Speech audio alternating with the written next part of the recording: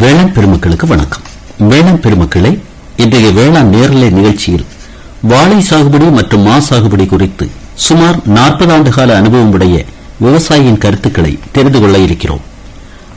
வாழை மற்றும் மா சாகுபடிக்கேற்ற மண்வாகு, ரகங்கள் தேர்வு, நடும் முறைகள், உர மேலாண்மை, நீர் மேலாண்மை, வளர்ப்புக்கேற்ற பயிற்சி அனுபவங்கள், பராமரிப்பு தொழில்நுட்பங்கள், அறுவடைக்கு பிந்தைய விற்பனை நுணுக்கங்கள், மத்திய மாநில அரசு திட்டங்களை புரிந்து பயனடையும் வழிகள், 40 ஆண்டு கால அனுபவத்தில் வேளாண்மை தந்த நலமான வாழ்வு, இப்படியான பல்வேறு தகவல்களை வேளாண் நேரலை வாயிலாக தெளிவுபடுத்துவதற்காக தற்போது எனக்கு முன்னால் நமது நிலையத்தில் ஆர்வமுடன் காத்துக் கொண்டிருக்கிறார் அழகப்பபுரம் பகுதி விவசாயி ஏ.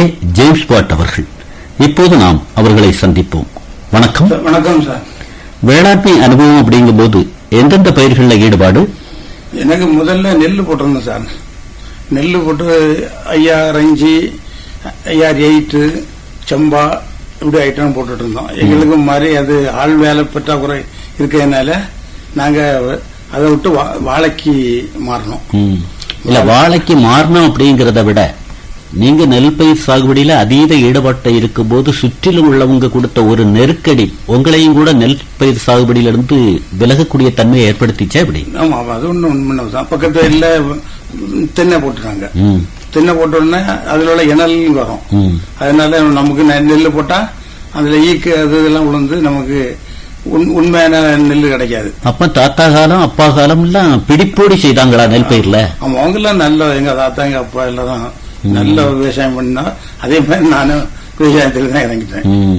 ஒரு நெல் சாகுபடி அப்படின்னு முகத்துல ஒரு மகிழ்ச்சி தென்படுத, அந்த அளவுல அது ஈர்ப்போடு இருந்தது. ஆமா, நம்ம விவசாயம் நாங்க எனக்கு 10 வயசு 15 வயசுலயே வயக்காட்டு போய் நான் எங்க அப்பா கூட்டிட்டு வருவேன். நைட்டு கூட எங்க தங்கி தண்ணி அடைப்போம். அப்ப ஏர்மாடு அடித்தல், உழுதல் அந்த தன்மையெல்லாம் உங்களுக்கு தெரியும்? உழுதுருக்கேன்.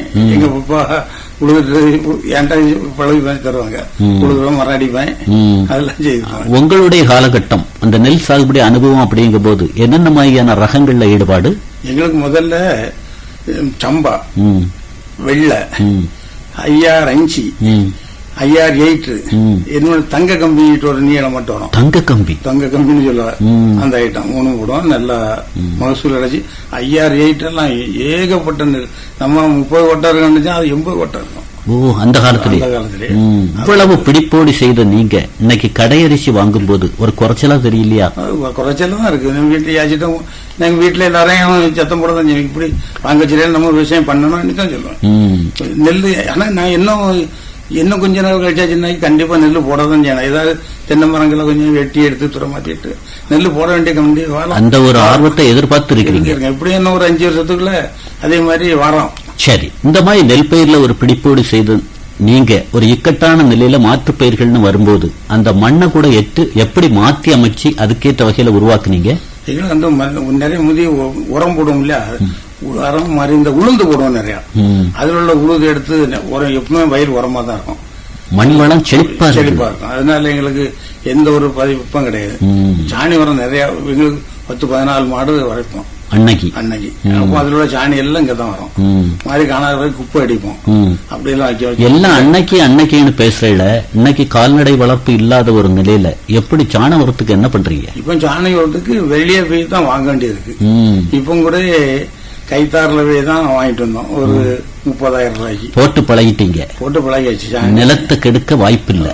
முடியாது. சரி, முக்கணிகளில் பலாவை தவிர்த்து வாழையிலேயும் மாவுலேயும் ஈடுபாடு காட்டுற மாதிரி கேள்விப்பட்டோம்.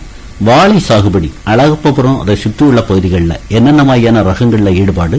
எங்களுக்கு வாழை வெள்ளத்தொல்வம் கிடக்கு, கற்பகவல்லி, பாளையங்கொட்டை, ரசகைலி, ஏத்தன், செந்தொழுவன், இப்படி எல்லா ரகமும் நிறைய ஒரு 15-17 ரகத்திட்ட என்கிட்ட. என்ன ரகம் கலந்து போட்டாலும் கூட நோய்கள் பூச்சிகள் அப்படிங்கிற பிரச்சனைக்கு வாய்ப்பா அல்லது கண்டமா தான் போட்டிருக்கோம், வாய்ப்பு இல்லைங்கிறீங்களா? இல்ல, அதுக்கெல்லாம் நாங்க எல்லா வாழையும் கலந்து தான் போட்டிருக்கோம். அதுல பாளையங்கொட்டம் கூட போட்டிருக்கோம். என்ன பாளையங்கொட்டம் அப்படின்னு அழுத்தி சொல்றேல? இன்னைக்கு பாளையங்கொட்ட பழம் அப்படின்னு சொன்னா ஒரு காலத்துல அதை விரும்பி சாப்பிட்ட நாட்கள் உண்டு. இன்னைக்கு அதை ஒரு ஏழைகளின் உணவு மாதிரி மாத்திட்டாங்களே. இல்ல அது எப்படியோ இது பண்ணா, ஆனாலும் பாளையங்கட்டம் தான் நமக்கு விவசாயிகளுக்கு லாபம். நம்ம ஒரு 4 தடவை எடுத்து 5 கொலை வெட்டலாம். ஓஹோ, இதுக்கு செலவு கிடையாது. ஒருக்கா நம்ம ஒரு வாழைக்கு ஒரு 5 கிலோ ஒரு உரம் போட்டோம்னீங்களா, அது ஒரு 3 வருஷம் 4 வருஷத்துக்கு சாணியே போட வேண்டாம். எந்தவித இயற்கை இடர்பாடுகள் வந்தாலும் கூட தாக்கு பிடிச்சு நிக்குமா? தாக்கு பிடிக்கும். கம்பு கொடுக்க வேண்டிய அவசியம் இல்ல. கம்பு கொடுக்கறதுக்கு நம்ம அந்த கொஞ்சம் நீங்க மழை காற்றடிக்க சமயத்துல கொஞ்சம் வாழையில வெட்டி விட்டுருவோம், மறுக்கும் கம்பு கொடுத்துருவோம். இப்போ கூட ஒரு 10-100 மரத்துக்கிட்ட வெட்டி விட்டு தான் வந்தேன். இந்த மாதிரியான பாளையங்கோட்டன் அப்படிங்கும் போது குமரி மாவட்டத்தில் அதுக்கு ஒரு மோகம் இல்லாத நிலையில எந்த பக்கத்துக்கு போயிட்டு இருக்கு? இது வடசேரிக்கு அனுப்புவோம், அங்கிருந்து கேரளாவுக்கு. கேரளாவில இப்ப இன்னைக்கு 30 ரூபா 32 ரூபா ஆகியாச்சு கிலோ.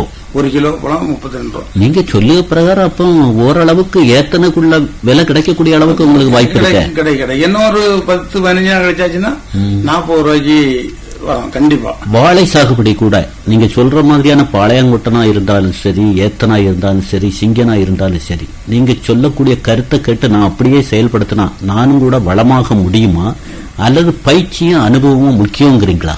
பயிற்சியும் வேணும், அனுபவம் வேணும். பயிற்சி நம்ம பயிற்சிகள் இப்ப அக்ரி விவசாயத்துல நிறைய பயிற்சி கொடுக்க போயிருக்கீங்க. நானும் போயிருக்கேன். சொல்லுங்க பாப்போம், உங்க அனுபவத்துல கண்டுணர் சுற்றுலா அப்படிங்கிற மாதிரி நான் போயிருக்கேன், ஆச்சரியப்பட்ட பயிற்சிகளை கூட கண்கூடா பாத்திருக்கிறேன் அப்படின்னு. எனக்கு கண்கூட குஜராத்துக்கு போயிருந்தேன். அப்படியா? ஆமா ஆமா, குஜராத்ல நாக்பூர்ல போயிருந்தேன். இல்லாம என்ன ஒரு இன்னொரு 2000 ஏக்கர்ல ஒரு ஸ்டால் மாதிரி வச்சிருந்தாங்க. அந்த இடம் தான் மறந்து வச்சு இருந்தாலும் யாரு அதுல முதன்மையான நபரா உங்களை ஊக்கப்படுத்தினாங்க? அதுல எங்க நம்ம அக்கறையில வந்திருந்தாவ மாதிரி அந்த திறந்து வைக்கிறதுக்கு பிரணாப் முகர்ஜி வந்திருந்தாங்க. ஜனாதிபதி பிரணாப் முகர்ஜி வந்திருந்தாங்க. சரி, அந்த ஒரு பயிற்சியில பார்த்த ஒரு விழிப்பு, அந்த ஒரு சுறுசுறுப்பு அப்படியே செயல்படுத்தணும் அப்படிங்கிற ரீதியில அந்த முறையை கையாண்டு நான் நல்ல காசு பார்த்திருக்கிறேன் அப்படின்னு ஏதாவது? ஆமா ஆமா, அந்த அது ஒரு கொலையெல்லாம் 48 கிலோ இருந்து ஒரு ஏத்தம் கொலை பாத்தீங்க, நான் பாத்திருந்தேன். அந்த கொலையை பார்த்தோன்னே இது என்னடா ரொம்ப ஆச்சரியமா இருந்தது. சரி சரி, இதே மாதிரி நம்ம செய்யணும்னு சொல்லிதான் நாங்க பயிற்சியெல்லாம் நல்லா எடுத்தேன். அதே மாதிரி வருஷத்துக்கு 5 கிலோ வைக்க சொல்லி அங்க சொல்லியிருந்தாங்க. அதே மாதிரி கொண்டு வந்திருக்கேன். ஆனா எனக்கு கற்பூரில எல்லாம் நல்ல விலைக்கு வந்து எனக்கு கை கொடுத்தது வாழை தான். சரி, வாழை உங்களை வாழை வைத்தாலும் கூட முக்கணிகள்ல சிறப்பான கனி அப்படின்னு சொன்னா மாங்கனியை சொல்லுவாங்க. மாவு பொறுத்தளவுலையும் கூட கேள்விப்பட்டோம் நீங்க பல ரகங்கள்லயும் ஈடுபாடு. என்னென்ன மாதிரியான ரகங்கள்? என்ன மட்டும் களப்பாடு நிக்கி, பங்கனப்பள்ளி நிக்கி, நீல நிக்கி, ஹிமாயுதன் நிக்கி, இன்னும் நாட்டு மரம் நிக்கி. உத்தேசமா எத்தனை ஏக்கர்ல அந்த மாதிரியான செயல்பாடு? எனக்கு அதுல ஒரு 2.5-3 ஏக்கர் இருக்கு. சரி, அதுல தென்னை மரம் ஒரு சில தென்னை மரங்க பூச்சியில போயிருக்கும். அந்த 2-3 மரத்துக்கு இடையில ஒரு மரத்தை வச்சு விட்டுருவோம். இந்த மாதிரி வைக்கக்கூடிய ஒரு நிலையில என்னங்க நீங்க மாவு கொண்டு வைக்கிறீங்க, எத்தனை வருஷம் காத்து இருக்கணும், வேற ஏதாவது பயிரை போடக்கூடாதா அப்படின்னு வீட்டுல இருந்து கூட சில ஓசைகள் கேட்டிருக்கலாமா? ஆமா, அதற்கு சொன்னாலும் நமக்கு வாழை ஊடே வந்துடும் இல்லையா சார்? வாழை ஊடாறதுனால அது அன்றாட வருவாய், வாராந்திர வருவாய், மாதாந்திர வருவாய் மாதிரி ஏதாவது ஊடுபயிர் செய்த அனுபவம் இருக்கா? நம்ம எல்லாம் வாழை போட்டோம்னா நாங்க வெள்ளரி போடுவோம். அப்படியா? ஆமா, வெள்ளரி போடுவோம். ஆனா இப்போ வெள்ளரி போடுவதில்ல நிப்பாட்டிட்டோம். என்ன காரணம்? நாங்க அந்த வெள்ளரி பிஞ்சு பிடிக்க சமயத்துல மயில் தொந்தரவு இருக்கு. மருத்துவமனை பக்கத்துல எல்லா நிறைய மயில் கிடக்கு. சரி, அது அந்த வெள்ளரிக்காய கொத்தி விட்டுரும். ஓஹோ, கொத்தினோம்னா அது நமக்கு சுருண்டுறோம். நமக்கு எந்த அப்ப வெள்ளரிக்கு வாய்ப்பு இல்ல. வேற என்ன பயிர்கள் போடுறீங்க? என்ன வெண்டை போடணும்னு நினைச்சிட்டு இருக்கேன். வெண்டை, பச்சை மிளகு. பச்சை மிளகுனா அன்னைக்கு கேட்டிருந்தேன், வரையில் நல்லா வந்துடும் இருக்காங்க. இப்ப வயது என்ன உங்களுக்கு? எனக்கு இப்போ 74 வயசு. சரி, நீங்க வர இன்னைக்கும் துரிதமா விவசாயத்துல நான் அதீத ஈடுபாட்டுல இருக்கிறேன், வளமா இருக்கிறேன், அந்த நேக்கு என்னங்கிறத தெரிஞ்சு ஈடுபாடு காட்டுறதுனால பணத்தை என்றேன் அப்படின்னு சொல்றீங்க இல்லையா? இதே விவசாயத்தை தக்க வைக்கிற மாதிரி வாரிசுகளை கொண்டு வரீங்களா? அப்படி பையனும் வரதஞ்சு. அப்படியா? பையன் அவனா வெளிநாட்டுல இருந்தாலும் அவனையே இங்கதான் வர வச்சிருந்தேன். வெளிநாட்டு பணம் வேண்டாம், இந்தியால சந்தோஷமா பேச்சுக்காகவா? உண்மையா? உண்மைக்குதான். அவன் இப்ப இங்கதான் ஆரம்பிச்சிருக்கான். அப்படியா? நீங்க என்ன அவனுக்கு ஆலோசனை சொல்லிருக்கீங்க வேளாண் ரீதியா? நான் வேளாண் ரீதியா நீங்க விவசாயத்தை கொஞ்சம் என் கூட கை நிற்பான். காலையில சாயங்காலம் மாதிரி கொஞ்சம் தேங்காய் வியாபாரம் எடுத்திருக்கான். சரி, அதே டைம் பாஸ் பண்ணாங்க தேங்காய் வியாபாரம் வச்சுட்டு இப்ப நம்ம நிகழ்ச்சி கேட்டுட்டு மா சாகுபடியை பத்தி குறிப்பிடுறாங்களா, இவங்க கன்று தேர்வு எங்க தேர்வு செய்திருப்பாங்க, அதை ஒண்ணு சொன்னா நம்மள அந்த வழிமுறை பிரகாரம் நடுமுறையும் சொன்னா ஈடுபாடு காட்டலாமா அப்படின்னு நினைக்கிறாங்கன்னா தெளிவுபடுத்துங்க. எனக்கு களப்பாடு தான் முக்கியம். எங்க போய் எடுத்தீங்க? நான் பழத்தோட்டத்துல, கன்னியாகுமரி அரசு தோட்டக்கலை பண்ண அரசு தோட்டத்துல தான் எடுத்திருந்தேன். ஒரு PKM 1 பெரிய குளம். ஓஹோ. பெரிய குளத்துக்கு அங்க நாங்க கண்ணு சுற்றுலா இருக்குல்ல, அங்க போயிருக்க சமயத்துல அங்கிருந்து ஒரு கண்ணு வாங்கிட்டு அந்தந்த ஞாபகப்படுத்த மாட்டு வாங்கி வச்சுக்கிடுது. சரி, இடைவெளி அப்படிங்கும்போது நீங்க வேற நிறைய ரகங்கள் வச்சிருக்கிறேன், மரம்ங்கிறீங்க, அது பறந்து 2 சென்ட் 3 சென்ட் முழுங்கக்கூடிய நிலை ஏற்படுமா? என்ன மாதிரியான ஒரு இடைவெளி கொடுத்திருக்கீங்க?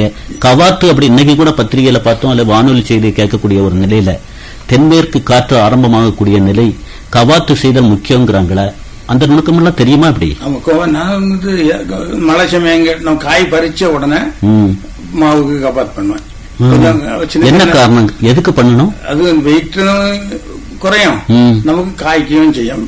அந்த மாவுக்கு தடி இருக்குல்ல, தடியில தான் வெயில் படணும்.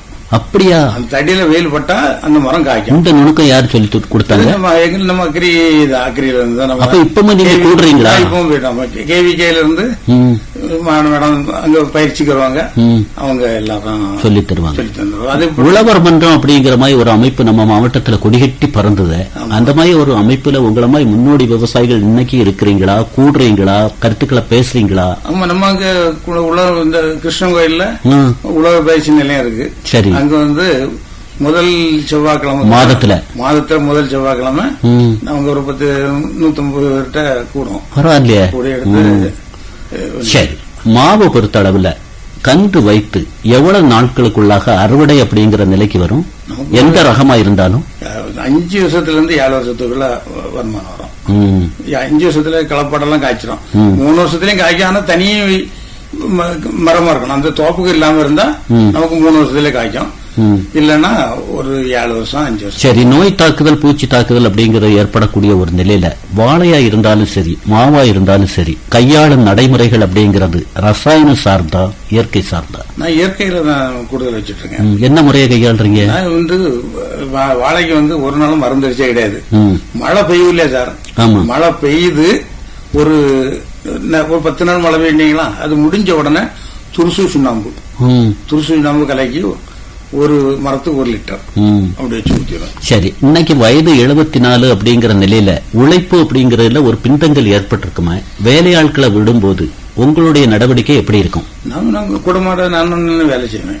என்ன காரணத்தினால? என்ன நம்ம நின்னா தான் அவங்க வேலை செய்வாங்க, இல்லன்னா அவை செய்ய மாட்டவ. நானும் குடமாட அப்படி இல்லைன்னா சும்மா எங்க பக்கத்துல இருந்து விடுவேன். அதை அப்படி செய்யணும்னு சொல்லுவேன், அது மாதிரிதான் செய்வாங்க. மனித உழைப்பை குறைக்கிற மாதிரி மத்திய அரசு பல்வேறு திட்டங்களை செயல்படுத்துறாங்களா? இயந்திர ரீதியா அனுபவிக்கிறீங்களா? ஆமா, எங்களுக்கு இந்த நாங்க உழவர் மன்றத்துல இருந்து வச்சிருக்கோம். எங்களுக்கு 100 பேர் சேர்ந்து ஒரு குழு. அப்படி அந்த குழுவுல எங்களுக்கு 5 போர் வீடர் கிடைச்சி தந்திருக்காங்க. இப்போ டிராக்டர் கூட வேளாண் பொறியியல் துறையிலிருந்து மணிக்கூர் கணக்குல வாடகைக்கு விடுறோம் அப்படிங்கிறாங்க. நிறைய விவசாயிகள் அனுபவிக்கிறாங்களா? நீங்க அனுபவிக்கிறீங்களா? நமக்கு என்ன அனுபவிக்கல, எங்க பக்கத்துல வாய்ப்பு இல்லாம இருக்கு. இல்லைனாக்கி அதுனாக்கு லாபம் 500 ரூபா தான் ஒரு. ஆனா 20 மணி நேரம் பக்கத்துல எல்லாரும் வந்துட்டாங்கன்னா, விவசாயிகள் ஒற்றுமை சேர்ந்தாங்கன்னா. அருமையா சொல்றீங்க, அழுத்தமா ஒரு கருத்தை சொல்லிருக்கீங்க. எந்த ஒரு செய்கையிலையும் வெற்றி பெறணும்னா ஒற்றுமைதான் வலிமை அப்படிங்கறத சொல்றீங்க. சரி, நிறைவான கருத்தா மாம்பழம் பழுக்க வைக்கக்கூடிய இயற்கை ரீதியான நடைமுறையை சொல்லுங்க சுருக்கமா.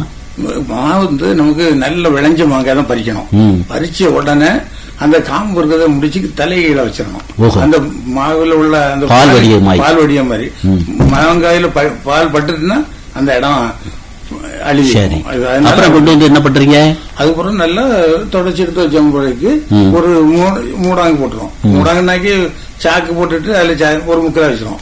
முக்கில வச்சுட்டா ஒரு 4-5 நாளையில பறிச்சிடும். ரொம்ப சந்தோஷம். இன்னும் கூட நம்ம நிறைய பேசலாம், இருந்தாலும் கூட நேரம் அப்படிங்கறது ஒரு வரையறைக்கு உட்பட்டதுனால ஏதாவது சந்தேகம் இருக்குன்னா கேட்கணும் அப்படின்னு விரும்புறாங்கன்னா உங்க அலைபேசி ஒன்று சொல்லுங்க. எனக்கு 94 42 36 36 89 9442363689 இல்லையா? இந்த அலைபேசி வாயிலா கேட்டா ஒரு 40 வருஷத்து அனுபவம் அப்படியே எதிரொலிக்குமா? இப்படி ஒலிக்கும். நம்ம இதை வச்சு நிறைய பேர் அனுபவிச்சுட்டு இருக்காங்க.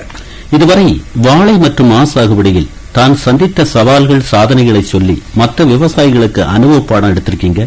இந்த அனுபவ பாடத்தை சரிவர கையாண்டு வெற்றி பெற வேண்டும் எனும் நம்பிக்கையில இந்த நிகழ்ச்சியை நிறைவு செய்வோம். குமரி பண்பலை சார்பாக மனமார்ந்த நன்றி. குமரி பண்பலைக்கு மனமார்ந்த நன்றி. நேயர்கள் இதுவரை வாழை மற்றும் மா சாகுபடி அனுபவம் வேளாண் நேரலை கேட்டீர்கள். நேரலையில் பங்கேற்றவர் அழகப்பபுரம் ஏ. ஜேம்ஸ் வாட் அவர்கள். உடன் உரையாடியவர் தேரூர் எஸ். சிவசுப்பிரமணிய பிள்ளை. நிகழ்ச்சிக்கு தொழில்நுட்பம் பகதூர் ராமையா, பிரான்சிஸ். உழவர் உலகம் நிகழ்ச்சியில் இனி கேட்கலாம்.